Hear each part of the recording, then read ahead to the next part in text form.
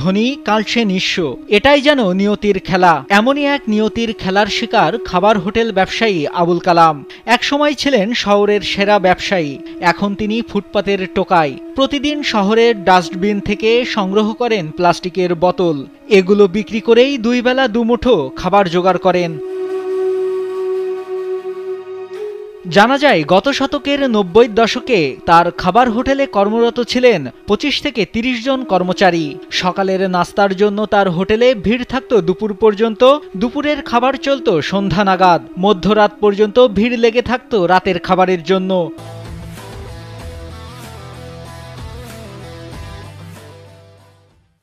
সে সময় প্রতিদিন ৬০ থেকে ৭০ হাজার টাকার খাবার বিক্রি হতো তার হোটেলে। তবে সময়ের পরিক্রমায় ব্যবসা কমতে থাকে আবুল কালামের খাবারের হোটেলে। এই জায়গায় দোকান ছিল, অনেক বড় হোটেল ছিল, অনেকটি কর্মচারী ছিল, আমি নিজেও ছিলাম, অনেকদিন কাজ করছি, অনেক বড় দোকান ছিল, আমাদের সবচেয়ে বড় ব্যবসায়ী ছিল, ঢোকায় ঢোকায় খাচ্ছে। ৯০ দশকে আবুল কালামের খাবারের হোটেল ছিল শেরপুর শহরের আলেয়া সিনেমা হলের সামনে। সে সময় হলের রমরমা ব্যবসার সঙ্গে তার খাবার হোটেলও রমরমা ছিল। তবে ধীরে ধীরে হলের ব্যবসা পড়তি হলে কালামের খাবারের হোটেল ব্যবসাও পড়তির দিকে যায় বলে জানায় আলেয়া সিনেমা হলের মালিক দেওয়ান শামীম। এক সময় একটা সিনেমার হল ছিল, হল থাকার পর এখানে কালাম, যে কালাম আজকে বর্তমানে ফুটপাতে বোতল টোহায় অচল হয়ে গেছে, অথচ এই কালামের বিশাল বড় ব্যবসা ছিল। এক সময় কালামি 10টা 20টা করে কর্মচারী ওর হোটেলে থাকতো এবং তিনি অনেক বড় চেয়ারের মতো বসে থাকতেন। ওই আমলে 50-60 হাজার টাকা বেচা কিনে হয়েছে, বর্তমান বাজারে 2-2.5 লাখ টাকা হবে।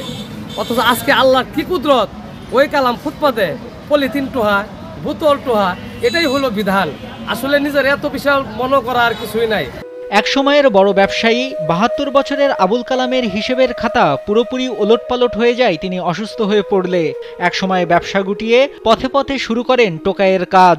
স্ত্রী, 5 ছেলে ও 2 মেয়ে তাকে ছেড়ে চলে যায়, থাকেন সরকারি আশ্রয়ণ প্রকল্পের অন্যের রান্নাঘরে।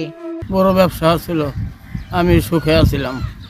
তারপরে আমার 15-20 জন কর্মচারী লইয়া আসছিলাম, ছেলে মেয়ে সবাই ভালো আছিল। এখন আমি দুর্ভিক্ষে বই পড়ে গেছি, শরীরে অপারেশন, হার্টের রুগী, প্রেশারের রুগী, আমার সব নষ্ট হয়ে গেছে এক সম্পদ। অনপুর হামলে বড় কষ্টে আছি, ওরাও আমার খরচ চালাইতে পারে না।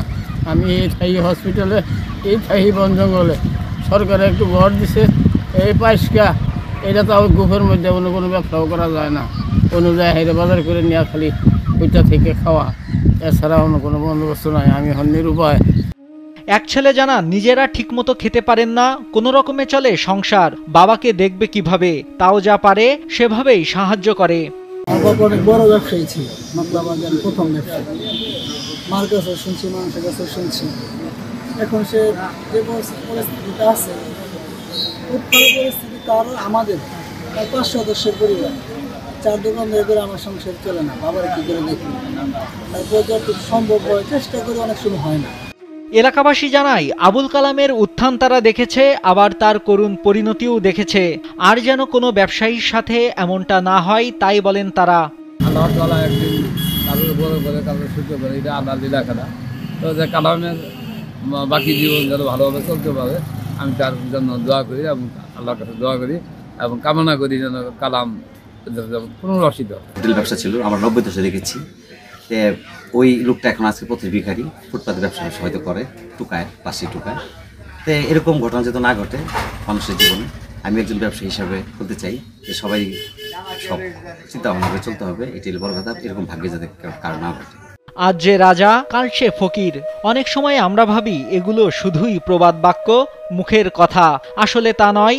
আর তার জলজ্যান্ত প্রমাণ একসময়ের শেরপুরের নকলা উপজেলা শহরের বড় খাবার হোটেল ব্যবসায়ী আবুল কালাম। নাইমুল হাসিব, কালবেলা।